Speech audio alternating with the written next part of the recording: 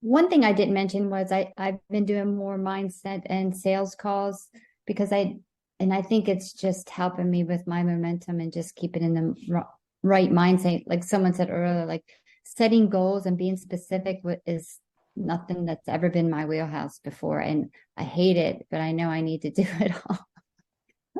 Do you mean you've been hopping on the mindset and sales trainings that we have every week? Yes, like just doing more calls overall with Darla, whoever's available, just to, and I find it keeps you on track because it's easy to get caught up in my head of, where things are or where you want them to go. So Yeah. that's just another small win for me with the mindset and doing more calls that are coaching calls that you're offering. Yes, guys, we offer a lot of coaching calls throughout the week. Make an effort to hop on the ones that you know that you need to hop on to help move and push yourself forward. All right. Lean on us. Don't run away when you get stuck or you have questions. It's not going to help mulling over the same question in your own head, not getting anywhere. Lean on us, ask questions. Even if you just have to hop on a call, ask a question, then hop off, do that. All right. Kelly, Sweet. I was doing the same thing. My one thing last week was to attend 4 Zoom calls.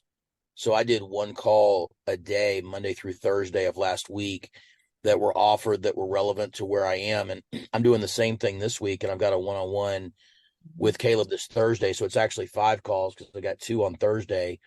But those daily checkpoints do 2 things for me. They make me, number one, want to ask myself, how can I prepare beforehand to maximize each call?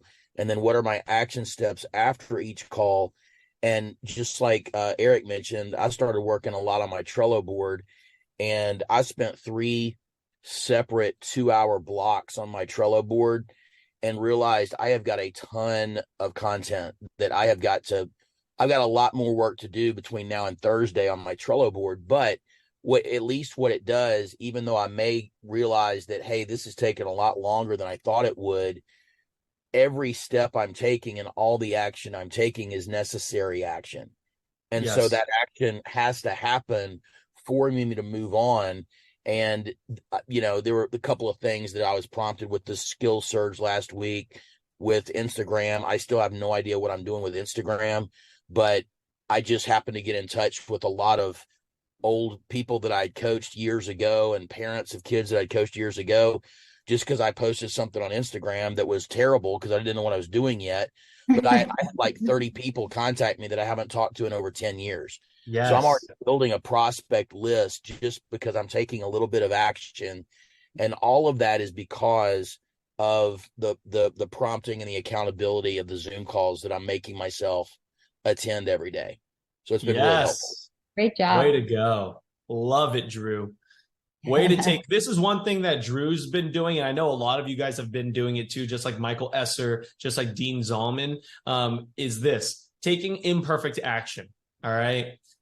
It's so easy to think, oh my gosh, this is new. Everything has to be perfect before I launch it. And what you will find is it will never be perfect, right?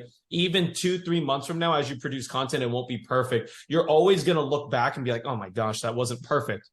Launch a little bit at a time as you go and refine it as you move. It's really hard to steer a parked car.